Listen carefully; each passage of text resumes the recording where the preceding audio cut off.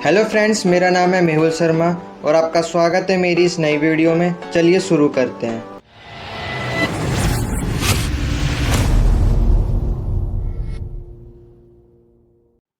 दोस्तों, आज हम करने वाले हैं इंट्रोडक्टरी उपनिषद एंड गीता के इम्पोर्टेंट क्वेश्चंस को। और दोस्तों, अगर आप इस वीडियो को अच्छे से पढ़ लेते हैं, जितने भी मैं आपको क्वेश्चन करवाने वाला हूँ, अगर इनको अच्छे से कर लेते हैं तो आपको चैप्टर पढ़ने की भी जरूरत नहीं है। मैं सारा पूरी जो सब्जेक्ट है ना, ये एक ही वीडियो में खत्म हो जाएगा। तो मेरी आपसे एक गुजारिश है, वीडियो को लास्ट तक जरूर देखिएगा। और सारे जो मैंने क्वेश्चन करवाए सारे इंपॉर्टेंट है। अगर आप इनको कर लेते हैं तो आप अच्छे से आपकी तैयारी हो जाएगी और आप अच्छे स्कोर कर सकते हैं। जो इस वीडियो पे पहली बार आए हैं वो जल्दी से चैनल को सब्सक्राइब कर दीजिए और वीडियो को लाइक कर दीजिए। और अगर आपको इसकी पीडीएफ चाहिए तो आपको टेलीग्राम पे मिल जाएगी, हिंदी और इंग्लिश दोनों में। तो दोस्तों, आज मैं आपको हिंदी में ये चैप्टर पढ़ाने वाला हूँ, क्योंकि मोस्टली बच्चे ना इसको हिंदी में ही देने वाले हैं, लेकिन आप चाहें तो इसे इंग्लिश में भी लिख सकते हैं और पीडीएफ आपको टेलीग्राम पर मिल जाएगी। तो आज मैं इसे आपको हिंदी में ही समझाऊंगा। तो अब देखिए, आपका पहला क्वेश्चन है, ईश्वरवास्यो उपनिषद के अनुसार ईश्वर की प्रकृति का विस्तार से वर्णन करें। तो देखिए, आपको इस उपनिषद के अनुसार ईश्वर की प्रकृति को बताना है, यानी जो गॉड है उनका नेचर क्या है। अब देखिए, जो ईशावास्य उपनिषद है उसके अनुसार जो ईश्वर है वो सर्वोच्च भगवान के रूप में दर्शाए गए हैं। मतलब जो ईश्वर है वो सुप्रीम गॉड है ना। और ये पूरे ब्रह्मांड में व्याप्त है, यानी पूरे ब्रह्मांड में ये फैले हुए हैं। और अब देखिए, जो ईश्वर है ना उनको सर्वशक्तिमान माना गया है और सर्वज्ञ माना गया है और सर्वव्यापी के रूप में जाना जाता है। यानी जो ये ईश्वर है वो सर्वशक्तिमान है, मतलब जितने भी भगवान है उनसे सबसे ऊपर है, सबसे ज्यादा ताकतवर है। और ये सर्वज्ञ है, मतलब हर जगह फैले हुए हैं। जैसे बोलते हैं ना, कण कण में भगवान है, तो ये इसलिए ये सर्वज्ञ है, हर जगह फैले हुए हैं भगवान। और ये सर्वव्यापी है पूरे ब्रह्मांड में, और अनंत लोग जितने भी है वहां पर ही भगवान है। और देखिए, जो उपनिषद है ना ईश्वर वाली, तो वो बताती है कि जो ईश्वर है ना वो हर चीज का निर्माता है और उनका निर्वाहक है और विनाशक है। तो देखिए, निर्माता किसे कहा जाता है? ब्रह्मा जी को। और निर्वाहक किसको कहा जाता है? विष्णु जी को। और जो विनाशक है वो है महादेव। तो ये तीनों मिलकर क्या है? एक सुप्रीम गॉड है ना, ये तीनों। इन्हीं को हम क्या बोलते हैं? ईश्वर।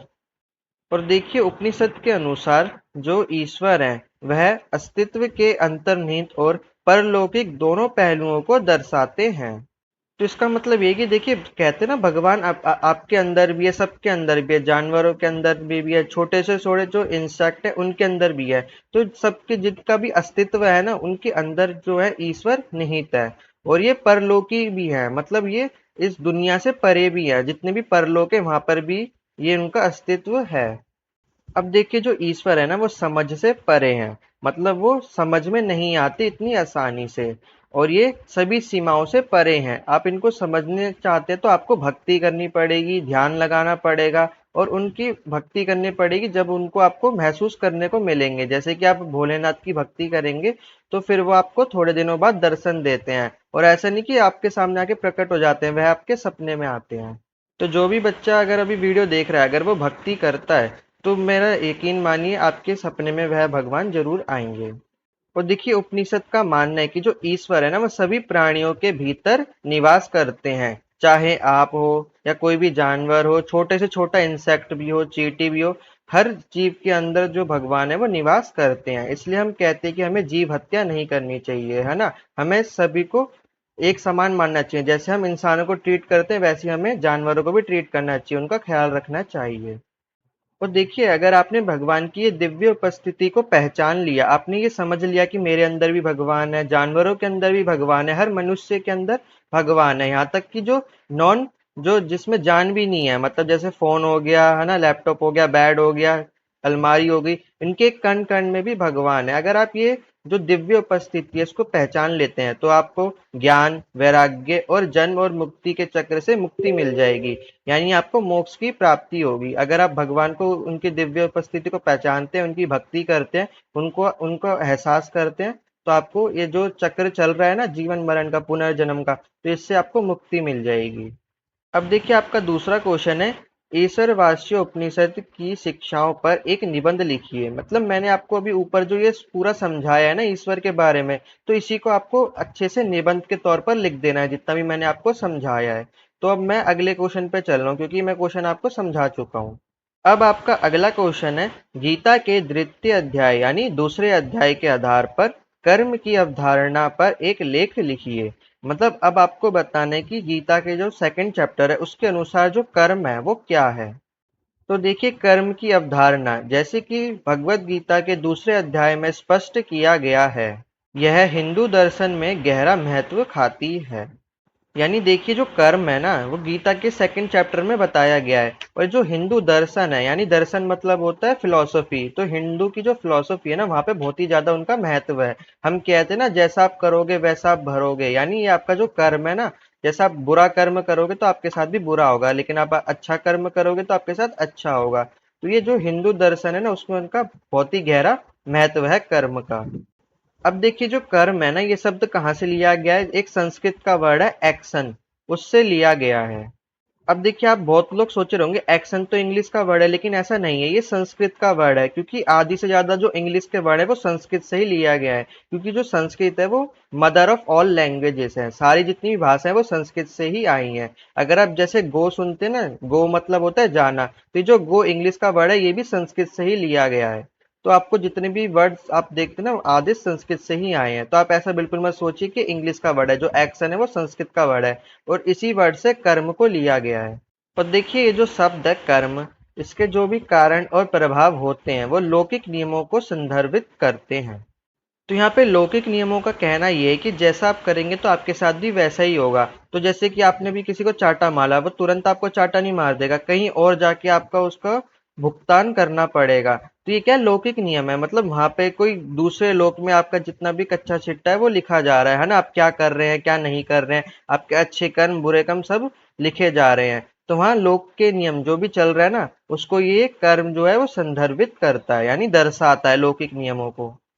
अब देखिए, गीता के अनुसार व्यक्ति अपने कार्यों के लिए जिम्मेदार है। मतलब आप जो भी एक्शन करते हैं आप जिम्मेदार है, आप किसी को नुकसान पहुंचा रहे हैं तो भी आप जिम्मेदार है, आप किसी का फायदा पहुंचा रहे हैं तो भी आप जिम्मेदार है। तो मतलब आप जो भी काम करेंगे उसके लिए आप ही जिम्मेदार होंगे। और देखिए, जैसे आपके एक्शन होंगे, जैसे आप कार्य करेंगे, तो उसी के हिसाब से आपका जो भविष्य है वो तय किया जाएगा। अगर आप अभी किसी को नुकसान पहुंचाएंगे तो भविष्य में चल के आपको भी नुकसान उठाना पड़ेगा। लेकिन अगर आप आज अभी किसी का फायदा करते हैं, है ना, और किसी का मदद करते हैं, तो भविष्य में चल के आपके साथ भी अच्छा होगा, आपकी भी मदद की जाएगी। अब देखिए, गीता का जो ये अध्याय है ये हमें बताता है कि हमें परिणाम की चिंता नहीं करनी चाहिए, बल्कि हमारे जो कर्तव्य है हमें उनको निभाना चाहिए। मतलब आपको फल की चिंता नहीं करनी है, आपको सिर्फ अपना कर्म करते जाना है। अगर आप मान लीजिए जो कोई भी काम कर रहे हैं ना, आप कोई जॉब कर रहे हैं, तो आपको फल की चिंता नहीं करनी कि मेरी इतनी सैलरी होगी ये होगा। आपको बस अपना अच्छी तरह से काम करना है, आप जितना अच्छा काम करेंगे आपकी सैलरी भी उतनी बढ़िया होगी, है ना। जैसे कोई बिजनेस करता है तो वो जितना मन लगा के काम करेगा, जितनी मेहनत से काम करता जाएगा, वो फल की चिंता नहीं करेगा, है ना, तो उसको फिर बाद में अच्छा फल मिलता है। तो कहने का मतलब ये कि आपको फल की चिंता नहीं करनी है, आपको सारा ध्यान अपना कहाँ पे केंद्रित करना है, कार्य पर। क्योंकि अगर आप फल की चिंता करते रहेंगे तो आप काम को अच्छे से नहीं कर पाएंगे, तो आपको पूरा जो आपका ध्यान है काम पर देना चाहिए। अगर आप काम पे ध्यान देंगे, आपका कर्म अच्छा होगा, तो आपको फल भी निश्चित ही मिलेगा। तो देखिए, ऐसा करने से आपका जो आध्यात्मिक विकास है और मुक्ति मिलती है।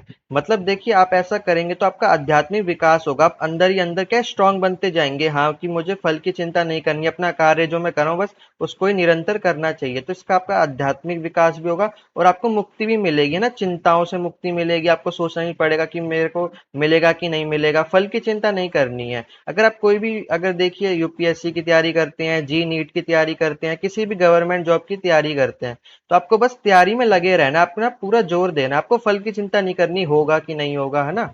तो मतलब आपको क्या करना है, कर्म करते जाना है।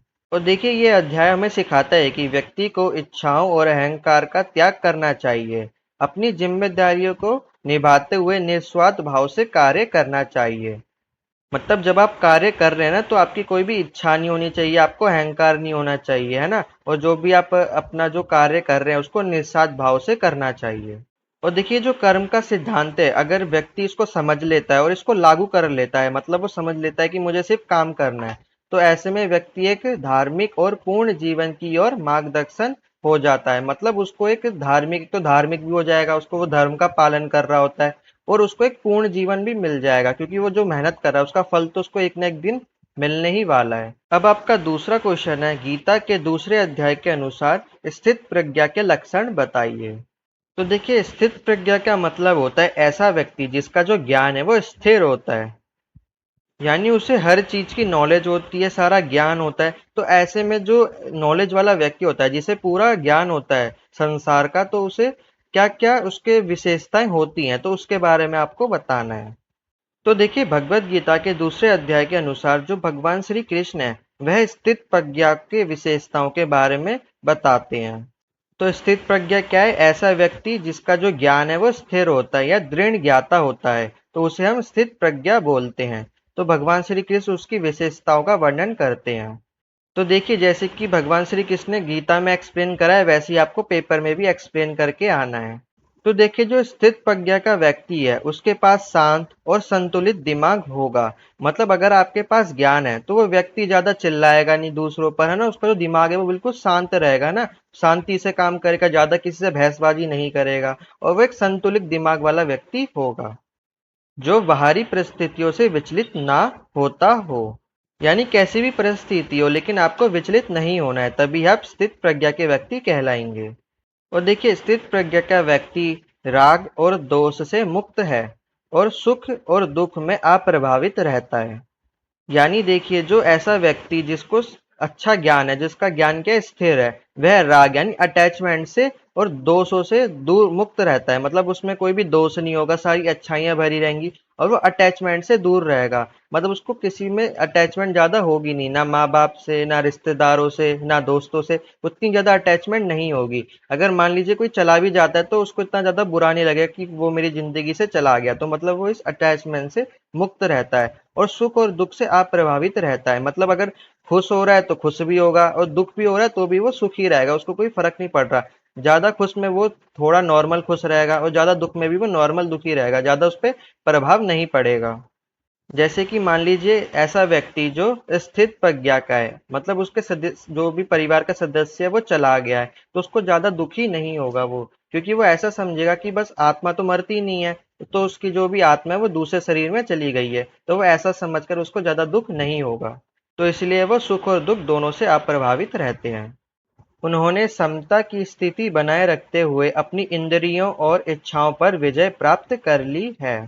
तो देखिए, जो ऐसे व्यक्ति होते हैं वो अपनी इंद्रियों पर पूरा नियंत्रण कर लेते हैं। मतलब अच्छी चीजें देखते हैं, उनका पूरा गलत चीजों पे ध्यान नहीं जाता, वो अच्छी चीजें सुनते हैं, गलत चीजों पे उनका ध्यान नहीं जाता, है ना। वो अच्छा सूंघते हैं, अच्छा खाते हैं, अच्छी तरह रहते हैं। तो जो अपनी इंद्रियों पर कंट्रोल कर लेता है ना, तो उसको पूरा ज्ञान हो जाता है और वो विजय भी प्राप्त कर लेता है आसानी से।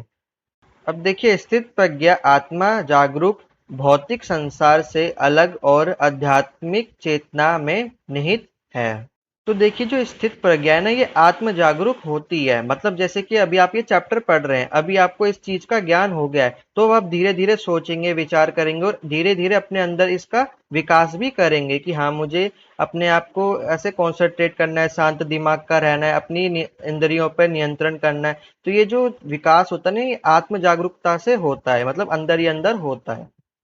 और देखिए, भौतिक संसार से अलग भी होता है। भौतिक संसार मतलब जैसे कि आपकी जो दुनिया है ना, ये जो पृथ्वी है, ये सारा भौतिक संसार है।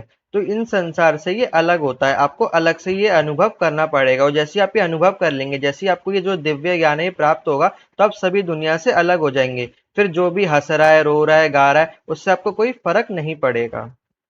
और ये आध्यात्मिक चेतना में निहित है। तो देखिए, आपकी ये जो आध्यात्मिक चेतना है, यही आपकी आत्मा होती है। और आपने कभी कभी देखा भी होगा, आपके बीच में क्या एक दिमाग में ही क्या उथल पुथल चलती रहती है। दिमाग कह रहा है थोड़ा आराम कर लेता हूँ, थोड़ा इंस्टा वगैरह यूट्यूब चला लेता हूँ, लेकिन आपको अंदर से ही पता है कि मेरे लिए वो काम करना जरूरी है। तो ये दोनों के बीच में जो ये लड़ाई हो रही है, कौन? दिमाग और आत्मा के बीच में लड़ाई हो रही होती है। दिमाग कहता है थोड़ा आराम कर लेता हूँ, वो आपको आराम के मार्ग पर ले जाएगा, लेकिन जो आपकी आत्मा है वो आपको कर्म के मार्ग पर ले जाएगी, आपको बताएगी आपके लिए काम जरूरी है, समय पे आपको ये काम करना चाहिए। तो देखिए जैसे कि आप इंस्टा चलाते हैं, है ना, आप सोचते हैं 5 मिनट चलाऊंगा, लेकिन जैसे आपको होश आता है 20 या 25 मिनट निकल चुके होते हैं। फिर आप सोचते हैं अरे यार मेरा टाइम निकल गया। तो ये देखिए जो कह रहा है ना मेरा टाइम निकल गया, ये कौन कहलवा रहा है आपसे? आत्मा। लेकिन दिमाग उस टाइम पे क्या कर रहा था? आपको मजे से दिखा रहा था ना, इंस्टा चलवाने में हेल्प कर रहा था, और सारा टाइम आपका निकलवा दिया दिमाग ने। लेकिन अगर आप आत्मा की सुनते हैं तो वो आपको कर्म के मार्ग पर ले जाएगी। वह सभी प्राणियों में एकता देखते हैं, सभी के साथ समानता और करुणा का व्यवहार करते हैं। अब देखिए जो स्थित प्रज्ञा का व्यक्ति है उसे हर चीज का ज्ञान है, उसे ये भी पता है हर प्राणी के अंदर ईश्वर का वास है। तो ऐसे में वह हर प्राणी में एकता देखेगा, है ना, किसी के साथ भेदभाव नहीं करेगा। ऐसे नहीं करेगा कि गाय को रोटी खिला रहा है और कुत्ते को मार रहा है, ऐसा नहीं करेगा। है ना, गाय को भी खिलाएगा, कुत्ते को भी खिलाएगा, बिल्ली को भी खिलाएगा, और सबको समान भाव से प्रेम करेगा। और हर प्राणी के साथ वह समानता और करुणा का भरा भाव रखेगा। मतलब अगर किसी जानवर को चोट भी लग जाती है उसके मन में करुणा आ जाएगी, और फिर वो उसका इलाज भी करवाएगा। और जिसको जानवरों की चोट देखकर भी एहसास नहीं होता, उनको फील नहीं आता, तो उनमें क्या करुणा का भाव नहीं है, और उनमें ज्ञान भी नहीं है। और देखिए वह व्यक्तिगत लाभ की तलाश के बिना ज्ञान और आध्यात्मिक ज्ञान को अपनाकर अपने कर्तव्य पर केंद्रित रहता है। अगर देखिए इसको मैं अगर अपने ही एग्जांपल से समझाऊं तो आपको थोड़ा अच्छे से समझ आ जाएगा।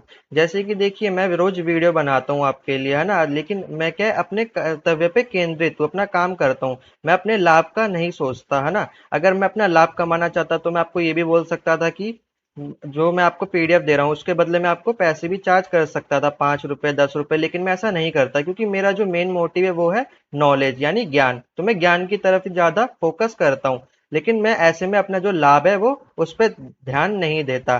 तो जो ऐसा व्यक्ति होता है, जो जो स्थित प्रज्ञा का व्यक्ति होता है, तो वो अपना लाभ नहीं देखता, वो सिर्फ ज्ञान और आध्यात्मिक ज्ञान पर केंद्रित रहता है। तो ऐसा बिल्कुल मत सोचिए कि मैं अपनी तारीफ कर रहा हूँ, मेरे बस दिमाग में और कोई एग्जाम्पल नहीं आ रहा था, इसलिए मैंने आपको ये एग्जाम्पल दिया। अब आपका अगला क्वेश्चन है, गीता के दूसरे अध्याय के अनुसार अर्जुन पर अत्याचार के कारणों का वर्णन करें। अब देखिए भगवत गीता के दूसरे अध्याय में अर्जुन का उत्पीड़न या विषाद विभिन्न कारणों से उत्पन्न होता है। तो देखिए जैसे कि आपने महाभारत तो देखी होगी, है ना, जब कौरव और पांडवों का युद्ध हो रहा होता है, जब कुरुक्षेत्र में आमने सामने आ जाते हैं, तो जब कृष्ण जी अपना जो वो है रथ है वो बीच में ले जाते हैं, और फिर वहां पे जो अर्जुन होता है वो उनको अपनी वो सुनाता है, विषाद सुनाता है कि मुझे ये दुख हो रहा है, मुझे युद्ध नहीं लड़ना, मैं डर रहा हूँ, ये सब बातें उनसे बोलता है। फिर कृष्ण जी उनको गीता का ज्ञान देते हैं। तो आपको इस क्वेश्चन में यही बताना है कि जब जो अर्जुन है वो कृष्ण जी से क्या क्या कह रहा है, और वो ऐसा क्यों कह रहा है, डर क्यों रहा है वो, है ना। तो देखिए सबसे पहले वह युद्ध के मैदान पर अपने रिश्तेदारों और प्रियजनों के प्रति करुणा से भीभूत है। तो देखिए जैसा कि हमने अभी ऊपर पढ़ा कि जो स्थित प्रज्ञा का व्यक्ति होता है वो सभी को समान रूप से देखता है ना। तो वो अपने रिश्तेदारों को, प्रियजनों को कैसे मार सकता है, उनसे युद्ध कैसे कर सकता है, तो उनके प्रति ना उनके मन में करुणा आ जाती है, जिससे नैतिक दुविधा पैदा होती है और युद्ध में शामिल होने की अनिश्चितता पैदा होती है। तो देखिए जो अर्जुन थे उनके मन में नैतिक दुविधा पैदा हो रही थी, वो सोच रहे थे कि मैं अपने रिश्तेदारों को, प्रियजनों को कैसे मार सकता हूँ। तो देखिए ये तो हो गया आपका पहला कारण। अब देखिए दूसरा कारण क्या है। तो देखिए वह एक योद्धा के रूप में अपने कर्तव्य और अपने कार्यों के परिणामों के संबंध में भ्रम और संदेह से पीड़ित हैं। तो देखिए एक क्षत्रिय धर्म, एक योद्धा का धर्म क्या होता है? युद्ध करना। लेकिन अब उनके मन में संदेह हो रहा है, मैं अपने प्रियजनों को कैसे मारूं, है ना। तो उनके कर्तव्य के कारण और उनके नैतिक जो भी दुविधा है उनके बीच में क्या हो रहा है? संदेह उत्पन्न हो रहा है, एक भ्रम पैदा हो रहा है। और देखिए इसके अलावा अर्जुन को इच्छा शक्ति और आत्मविश्वास की हानि का अनुभव हो रहा है। यानी देखिए आत्मविश्वास मतलब कॉन्फिडेंस, तो सामने युद्ध के सामने अपने परिजनों को देखकर उनका जो कॉन्फिडेंस है वो लो हो रहा है उनका, क्योंकि वह युद्ध के संभावित परिणामों से डरते हैं। अब देखिए डर लगना तो ऑब्वियस सी बात है कि आप अपने जो रिश्तेदार है अगर आप उनको ही मारने वाले हैं तो आपको परिणाम से डर लगेगा। आपके भाई बंधु मरने वाले हैं, प्रियजन मरने वाले हैं, मामा भाई फूफा जी जो भी हैं सब मरने वाले हैं युद्ध में, तो डर तो लगता ही है। तो ऐसे ही अर्जुन को भी डर लग रहा है। तो ये सारे उत्पीड़न के कारण थे जो अर्जुन के आंतरिक संघर्षों को दर्शाते हैं। और ये आंतरिक संघर्ष क्यों है? क्योंकि ये सब इनके मन में चल रहा है, मन में ही तो सोच रहे हैं ये सारी चीजें वो। फिर देखिए, कृष्ण कृत्य आत्मबोध और आत्मा की अमरता पर शिक्षाओं के माध्यम से संबोधित करते हैं। तो देखिए, जब अर्जुन के मन में ये सब संघर्ष चल रहा होता है तो वो कृष्ण जी से कहता है, फिर कृष्ण जी उनको गीता का ज्ञान देते हैं। वह बताते कि तुम सिर्फ अपने कर्तव्य पे ध्यान दो, जो युद्ध करना है वो तुम्हारा कर्तव्य है, तुम्हें परिणाम की चिंता नहीं करनी है, परिणाम चाहे जो भी हो, तुम्हें बस युद्ध लड़ना है ना। तो वो कर्तव्य का ज्ञान देते हैं, उनको आत्मबोध करवाते हैं, आत्मा का ज्ञान देते हैं। वो कहते हैं कि जो आत्मा है वो शरीर बदलती रहती है, आत्मा एक ही बॉडी में थोड़ी ना रहेगी, दूसरी बॉडी में चली जाएगी, फिर दूसरी बॉडी में चली जाएगी। तो आत्मा क्या है? अमर होती है, वो कभी भी मरती नहीं है। तो जो वो कृष्ण जी हैं अर्जुन को ये सब बताते हैं ताकि वो युद्ध लड़ने के लिए तैयार हो जाएं। अब देखिए, अगला क्वेश्चन है, गीता के दूसरे अध्याय का सारांश अपने शब्दों में लिखिए। तो देखिए, ये भी मैं आपको सब बता चुका हूँ। ये जो मैंने आपको दूसरे अध्याय के जो दोनों क्वेश्चन करवाए ना, इसी को बस आपको अच्छे से समझा देना है इस क्वेश्चन में। तो इसको भी मैं अभी स्किप करवा रहा हूँ। चलते हैं अगले क्वेश्चन पर। आपका अगला क्वेश्चन है, उपनिषदों का सामान्य परिचय देते हुए इसके महत्व को प्रतिपादित करें। तो आपको बताना है उपनिषद की परिभाषा क्या होती है, उसका परिचय देना है, फिर उसके महत्व को बताना है। तो देखिए, जो उपनिषद है वह प्राचीन हिंदू दार्शनिक ग्रंथों को एक संग्रह है, यानी एक कलेक्शन है ना। उपनिषद में क्या लिखे होते हैं? प्राचीन हिंदू दार्शनिक ग्रंथ, जितने भी ग्रंथ है ना उनका एक कलेक्शन होता है। और देखिए, दार्शनिक का मतलब होता है फिलॉसफी, जितने भी फिलोसफिकल टेक्स्ट होते हैं ना वो सब उपनिषद में लिखे रहते हैं। अब फिलॉसफी अलग एक सब्जेक्ट होता है। थोड़ा आपको एग्जांपल देता हूँ ताकि आपको समझ आ जाए फिलोसफी क्या होती है। उसमें ऐसे क्वेश्चन होते हैं जैसे कि जीवन क्या है, सत्य क्या है, आप इस दुनिया में क्यों जी रहे हैं, भगवान क्या है, आत्मा क्या है, ये दुनिया कैसे चल रही है। तो मतलब जिसमें ज्यादा हमें सोचना पड़ता है, तो उसे वो कहते हैं हम फिलोसफी वाला सब्जेक्ट है। तो इसी में यही था, जो हिंदू जो दार्शनिक ग्रंथ है ना उसका संग्रह यानी कलेक्शन था, यानी उपनिषदों में ये सब चीजों के बारे में बताया गया है। और जो भारतीय दर्शन के स्कूल है, यानी जो इंडियन फिलोसफी के जो स्कूल है, वह वेदांत की मुख्य आध्यात्मिक शिक्षाओं का निर्माण करते हैं। तो देखिए, जो वेदांत है ना उसको हम बोलते हैं वेद का अंत। ये दो शब्दों से बना है, वेद और अंत। तो जो वेद का जो अंतिम भाग होता है ना उसे हम बोलते हैं वेदांत। तो जो उपनिषद होते हैं ना उनको वेदांत भी कहा जाता है, क्योंकि जो उपनिषद होते हैं वो वेदों का अंत होते हैं, तो ये वेदांत होते हैं। तो जो भारतीय दर्शन है ना वो जो उपनिषद है उसकी आध्यात्मिक शिक्षाओं का निर्माण करती हैं। अब जो उपनिषद शब्द है ना ये संस्कृत शब्द से लिया गया है। देखिए, उप का मतलब होता है पास, नी का मतलब नीचे, और सद का मतलब होता है बैठना। तो देखिए, ये ठीक कर लेना, यहाँ पे गुण नहीं है, गुरु आएगा। जो गुरु ज्ञान प्राप्त करने के लिए एक शिक्षक के पास बैठने के विचार का सुझाव देता है। तो देखिए, उपनिषद का मतलब होता है जब जो विद्यार्थी होता है वो अपने गुरु के पास बैठकर जो ज्ञान प्राप्त करता है ना, नीचे बैठकर, और वो भी गुरु जी के पास, तो उसे हम बोलते हैं उपनिषद। तो उपनिषद का मतलब यही होता है पास बैठकर ज्ञान लेना। और देखिए, ये ग्रंथ वास्तविकता और प्रकृति, स्वयं और अंतिम सत्य के बारे में गहन पक्षों का पता लगाते हैं। तो देखिए, जब भी आप उपनिषद को पढ़ेंगे ना तो ये जो उपनिषद जो ग्रंथ है इसमें मोस्टली जो नेचर है ना उसके बारे में बताया गया है, प्रकृति के बारे में बताया गया है, और स्वयं और अंतिम सत्य के बारे में बताया गया है कि सत्य क्या है ना। हम सब पूछते हैं ना कि सत्य क्या है, इस जीवन का अर्थ क्या है, हम जो जी रहे हैं क्यों जी रहे हैं, ये जो दुनिया चल रही है क्यों चल रही है। तो इन सब चीजों के बारे में उपनिषदों के बारे में बताया गया है। तो आप ऐसा भी कह सकते हैं कि जो फिलोसफी है ना उसका जन्म भी उपनिषद से ही हुआ है। तो देखिए, जो भारत के प्राचीन दार्शनिक ग्रंथ हैं यानी जो उपनिषद हैं वो आध्यात्मिकता, दर्शन और आत्मबोध के क्षेत्र में गहरा महत्व रखते हैं। यानी देखिए, जब भी फिलोसफी के बारे में बात की जाती है तो ऐसा हो ही नहीं सकता कि उपनिषद के बारे में बात नहीं की जा सकती, क्योंकि हर चीज ना उपनिषद में लिखी हुई है। आपके जो भी आपके दिमाग में थॉट्स आ रहे हैं सब उपनिषद में बताए गए हैं, उसमें हर चीज कवर हो जाती है, आपकी भगवान से रिलेटेड, प्रकृति से रिलेटेड, आपके अंतन मन से रिलेटेड, तो हर चीज उपनिषद में बताई गई है। अब देखिए, उपनिषद को लिखा कब गया था? 800 से लेके 200 ईसा पूर्व यानी बीसी में लिखा गया था। तो इनके बीच में इनकी रचना हुई थी। ये रहस्यमय शिक्षाएं हिंदू धर्म के सबसे पुराने पवित्र ग्रंथ वेदों का एक महत्वपूर्ण हिस्सा है। तो जैसे कि मैंने आपको बताया, इसे हम वेदांत भी कहते हैं, यानी वेद का अंत। तो ये जो उपनिषद है ना, इनका जो जन्म हुआ है वो वेदों से ही हुआ है। ये जितने भी उपनिषद बनाए गए हैं वेदों से ही, जो वेद है हमारे 4 वेद है ना, अथर्ववेद, यजुर्वेद, सामवेद और ऋग्वेद, तो इन्हीं से इनका उत्पत्ति हुई है।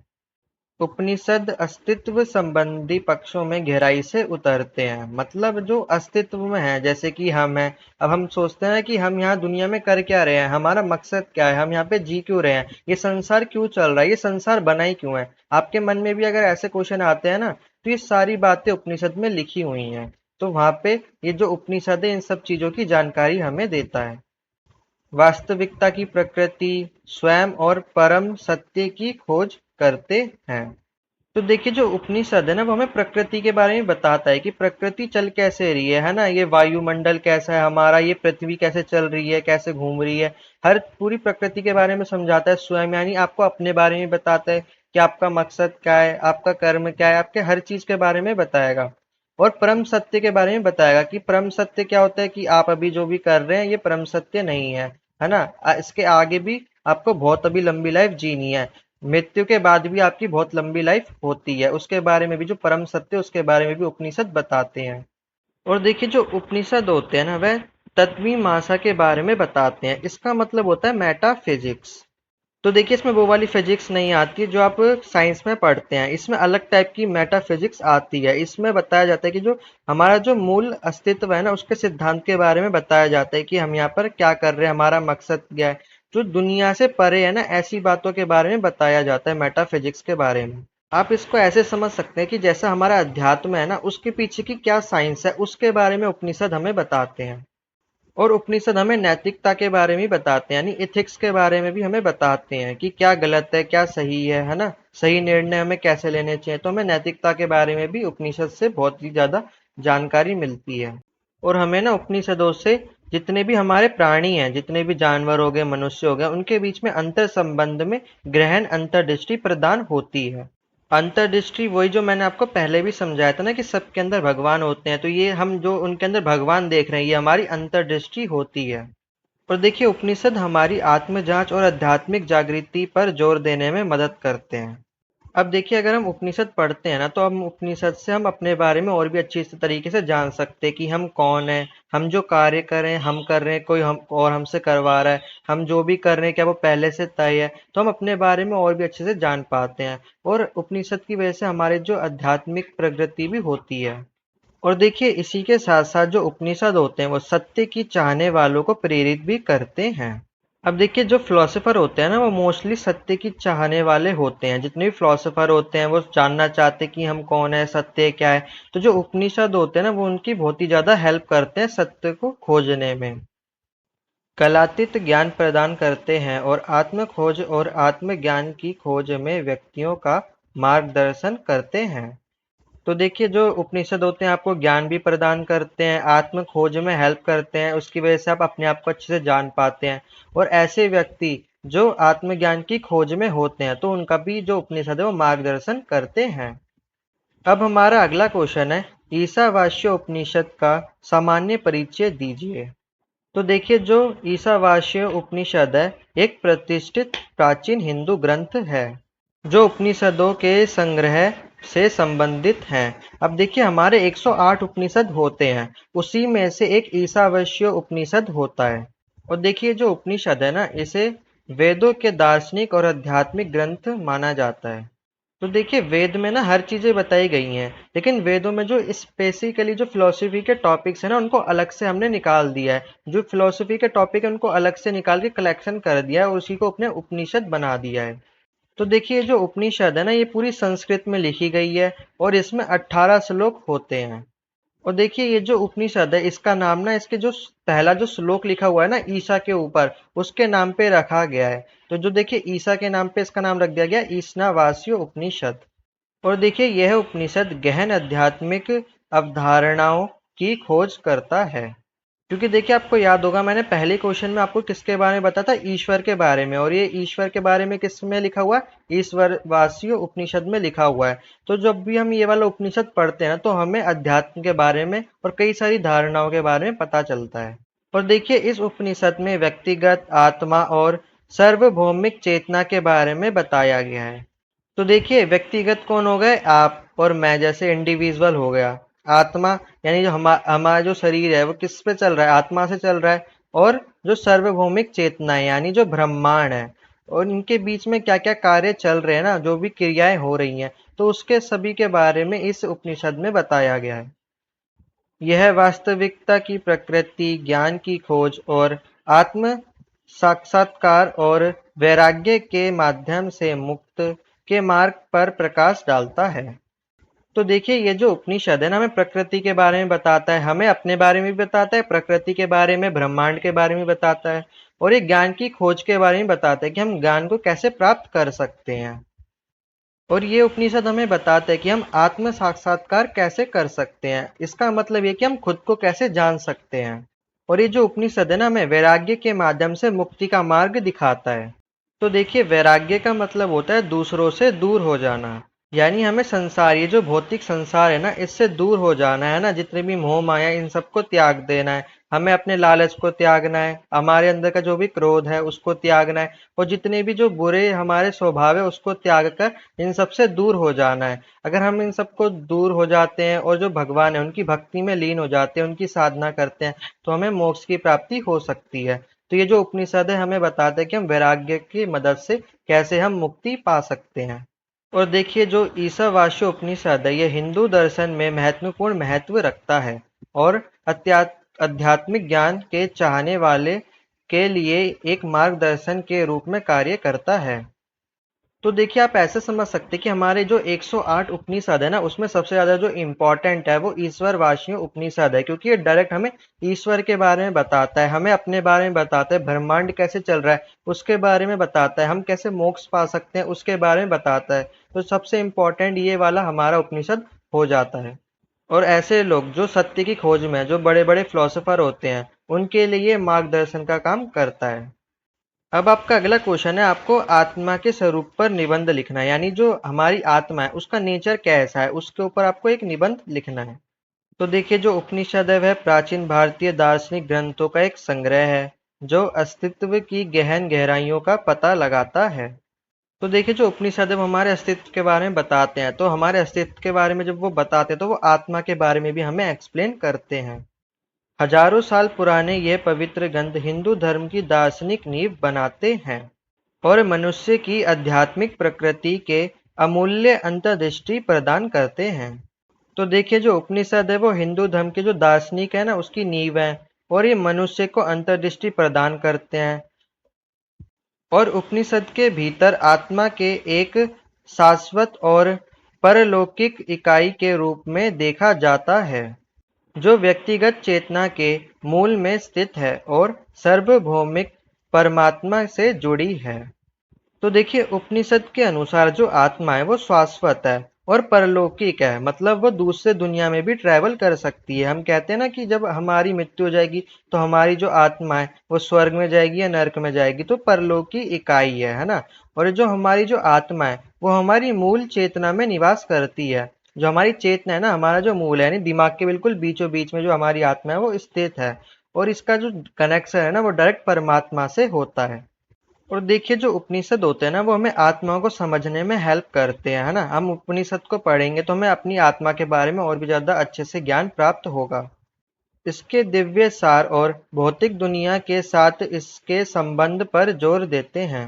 यानी जो उपनिषद है ना वो हमें बताते हैं कि जो हमारी आत्मा है और ये जो भौतिक दुनिया है इनके बीच में कैसा संबंध है ना। हमारे अंदर जो आत्मा है जो हमारे शरीर को चला रही है, और हमारा जो शरीर है वो जो भौतिक दुनिया है, जो बाकी के जो लोग हैं, जितने भी प्राणी हैं, उनसे क्या है, एक इंटरेक्शन बना रहे, संबंध बना रहे। तो उनके संबंध के बारे में उपनिषद हमें बताते हैं।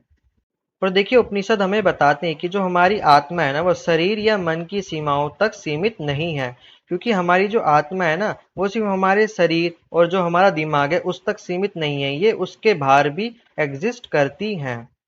क्योंकि हमारी जो आत्मा है ना वो शाश्वत है, अनंत है और अमर है। शाश्वत मतलब होता है जिसका कभी भी अंत नहीं हो सकता, जो हमेशा से है, स्टार्टिंग से है, वो क्या है, आत्मा है, यानी वो शाश्वत है। और वो अनंत है यानी बहुत सारी है, कभी भी इनका अंत नहीं हो सकता, कभी भी ये खत्म नहीं हो सकती, ये अमर है।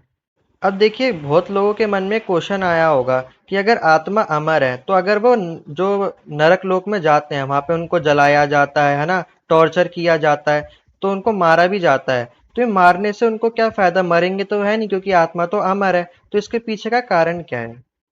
तो देखिए इसलिए ऐसा किया जाता है, अगर आप बुरे काम करेंगे जब आप नरक में जाएंगे तो जो आपकी आत्मा है ना उस पर बहुत ही ज्यादा अत्याचार किए जाते हैं, मतलब उन्होंने जो गलत काम करे ना उनको उनको वो फल मिलता है, जो जैसे आप काम करेंगे वैसे ही आपको फल मिलना है ना। तो अगर आप अच्छे काम करेंगे तो आप स्वर्ग जाएंगे, गलत काम करेंगे तो नरक जाएंगे। तो नरक में आपको सजा मिलेगी, जब आपको सजा आपकी जब पूरी हो जाती है, जितना भी आपने गलत काम करे हैं जब उनका प्रायश्चित हो जाता है, फिर जब आप ना अच्छी आत्मा बन जाती हैं, फिर आप क्या होती है, जो आपकी जो आत्मा है जब वो सारे दुख और पीड़ा सह लेती है ना, फिर वो उनका जो पूरा कर्म है वो बैलेंस हो जाता है, फिर वो रेडी हो जाती है किसी और बॉडी में ट्रांसफर होने के लिए, पुनर्जन्म लेने के लिए। तो जो आत्मा है ना उसका पुनर्जन्म तभी हो सकता है जब उसका जो कर्म है ना वो बैलेंस हो जाए। तो जब आपको पापों की सजा मिल जाती है ना तो कर्म बैलेंस हो जाते हैं, फिर से आपको पुनर्जन्म मिल जाता है और फिर से ये साइकिल चलती रहती है, फिर से आप कार्य करेंगे, फिर से देखा जाएगा कि आप अच्छे काम कर रहे हैं बुरे काम कर रहे हैं, फिर से ये पूरी साइकिल चलती रहती है। और देखिए जो आत्मा है यह समय और स्थान की सीमाओं को पार करता है। तो देखिए ये समय से भी पार होते हैं और स्थान, जैसे कि हम मर जाएंगे तो हम पृथ्वी पे थोड़ी ना रहेंगे, हम तो अब दूसरे लोग चले जाएंगे, या तो पाताल लोग या तो स्वर्ग। तो ये क्या है, जो आत्मा है ये स्थान और समय दोनों से परे है, और ये जन्म और मृत्यु से परे विद्यमान है। ना ही जो आत्मा है उसका जन्म हो सकता है, ना ही आत्मा की मृत्यु की जा सकती है। आप देखिए इसको ऐसे समझिए, जो आत्मा है ना वो एक एनर्जी होती है ना, जैसे हमारे अंदर एनर्जी है, एनर्जी को ना तो क्रिएट किया जा सकता है और ना ही डिस्ट्रॉय किया जा सकता है। ऐसी आत्मा को ना तो पैदा किया जा सकता है, जन्म दिया जा सकता है, नहीं ऐसे खत्म किया जा सकता है। तो जो हमारी आत्मा है ना एक टाइप की एनर्जी होती है। अब देखिए उपनिषदों के अनुसार अमर आत्मा के रूप में अपने वास्तविक स्वरूप का एहसास पुनर्जन्म के चक्र से मुक्ति और परम वास्तविकता ब्रह्म के साथ मिलन की ओर ले जाता है।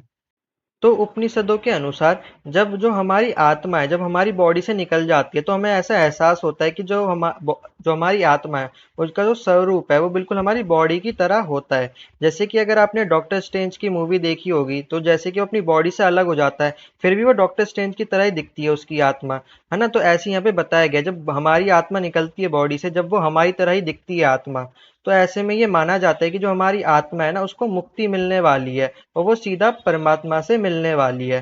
अब वो ना तो नरक जाएगी ना तो परलोक वो स्वर्ग जाएगी, वो सीधा अब परमात्मा के पास जाने वाली है। और देखिए इसके अलावा जो उपनिषद है वो व्यक्ति की जो आत्मा है और सार्वभौमिक चेतना है, जिसका मतलब ब्रह्मांड है, तो आत्मा और ब्रह्मांड के बीच में जो संबंध है उसके बारे में भी जो उपनिषद है वो हमें बताते हैं। तो देखिए उपनिषदों का मानना यह है कि जो व्यक्ति की जो आत्मा होती है हालांकि अलग होती है, मतलब व्यक्ति की आत्मा अलग होती है, लेकिन मूल रूप से ब्रह्मांड की आत्मा या ब्रह्मांड के दिव्य सार से जुड़ी हुई है। यह अंतर संबंध इस विचार को रेखांकित करता है कि आत्मा अलग थलग नहीं है बल्कि उस दिव्य एकता में भाग लेती है और पूरे अस्तित्व में व्याप्त है। तो कहने का मतलब ये कि जो हमारी आत्मा है वो तो अलग है और ब्रह्मांड की आत्मा अलग है, लेकिन आपस में इनके बीच में क्या है, अंतर संबंध है, एक दूसरे से ये इंटरकनेक्टेड है। तो जो आत्मा है ना वो अलग थलग नहीं है बल्कि जो ये हमारे जो पूरा ब्रह्मांड है ना इसी का एक पार्ट है, और इसी में ये अस्तित्व में आती है। जो हमारी आत्मा ये भी हमारे जब बॉडी में एंटर करती है तो अस्तित्व में आती है, और ये व्याप्त है यानी पूरे ब्रह्मांड में फैली हुई है आत्मा। तो आज के लिए बस इतना ही, क्योंकि ये चैप्टर काफ़ी बड़ा है ना, मैं आपको एक ही पीडीएफ में पूरा वो सब्जेक्ट है वो कंप्लीट करवाने वाला हूँ, तो इसलिए दो पार्ट में बनेगी। तो अभी के लिए बस इतना ही, ये पहला पार्ट है, इसी के साथ में आपको दूसरा पार्ट भी इसके चैनल के डिस्क्रिप्शन में मिल जाएगा। तो अगर आपको ये सब चीज़ें जो भी मैंने आपको पढ़ाई आपको अच्छे से समझ आ गई होगी तो कमेंट करके प्लीज़ बताइए कि आपको समझ आया कि नहीं आया। तो चैनल पर नए हैं तो चैनल को सब्सक्राइब कर दीजिए और वीडियो को लाइक कर दीजिए। मैं मिलता हूँ आपको इसकी नेक्स्ट वीडियो में, तब तक के लिए जय हिंद।